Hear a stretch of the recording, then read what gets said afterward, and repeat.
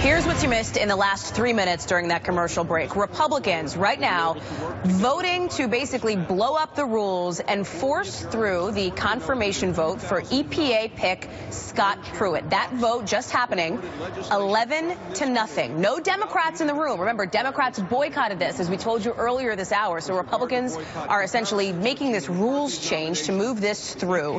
What does this mean now? It means that Scott Pruitt now goes to the full Senate for a confirmation vote. No scheduled date on that just yet. All of this, again, happening in just the last 5 minutes. As if this morning we're not busy enough. Joining me now to talk about all of it is former NAACP head Ben Jealous and MSNBC contributor and former Republican Congressman Joe Walsh. Thank you both for being here. Let's pick up where we're leaving off right now, which is this Democratic boycott that we've seen a couple days in a row now for these Donald Trump cabinet picks, and Republicans blowing up the rules.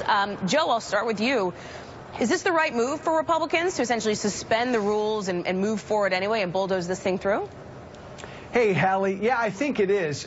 The Democrats look like children who aren't getting their way, and I just don't think politically that looks good.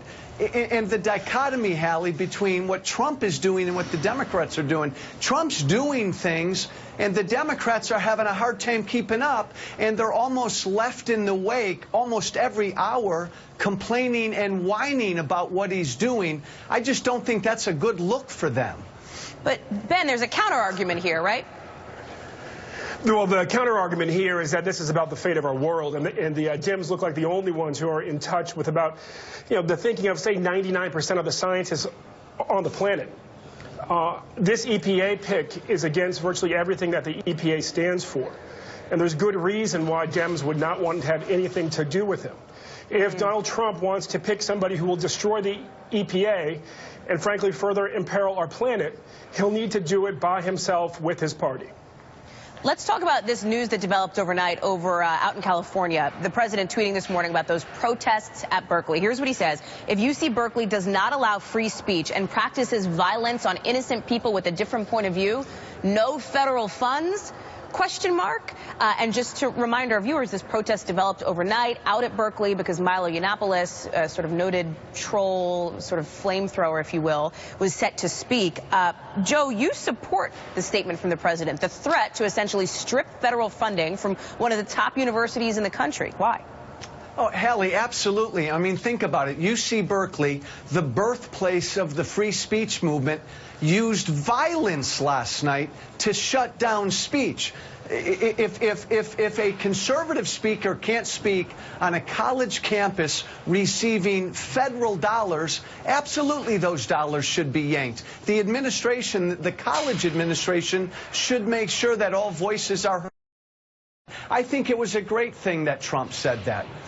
Ben, I'd love to get your take on this because there are some questions being raised, obviously, by some of these demonstrators about Milo Yiannopoulos, about the sort of inflammatory things that he has said in the past. What do you make of this threat now from President Trump? Look, I'm all for having all points of view on college campuses and especially public campuses. And especially our public universities. With that said, President Trump, there really is sort of no end to his pettiness. I think, as a people, would prefer to have our president focused on making our world safer, on making our country more prosperous, and not have to fear that he's just going to be on Twitter firing off missives at anybody, including, one university 3,000 miles away. So, yes, the students should have let the guy speak. I mean, all points of view should be represented, but the president really needs to stick to his knitting and actually be president. Ben, you're talking about the sort of Twitter missives, as you put it, that you believe the president fires off. Some of what we've seen on these diplomatic phone calls that he's been making as well have raised some questions among some of his critics about the tone of these conversations. And I'm thinking specifically of some new reporting that we got from my colleague Kristen Welker about the phone call with Mexico. So, Ben, when you look at this phone call with Mexico, when you look at the phone call with Australia, for example, that got, even as the administration acknowledges, blunt, testy, if you will. Is it, the tone of these conversations? Is this just Donald Trump being Donald Trump? Look, he also took time at the National Prayer Breakfast to diss Mr. Schwarzenegger, former Governor Schwarzenegger, for his performance on TV. I would rather have Donald Trump back on The Apprentice and, frankly, Arnold Schwarzenegger as president than what we have right now. He is the least presidential president we have ever seen.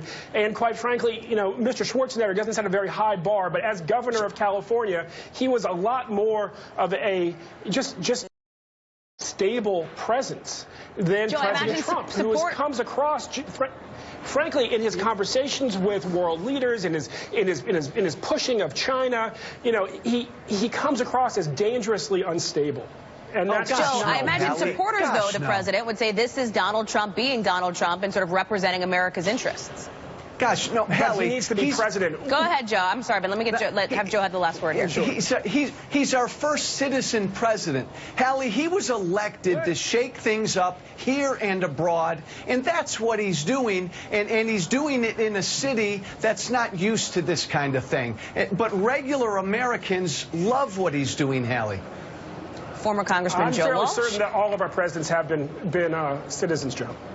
MSNBC contributor Ben Jealous. We got to leave it there, gentlemen, but thank you very much for coming on what is an always feisty panel. I really appreciate it. We want to do a quick programming note before we hit break here. Coming up tonight, Chris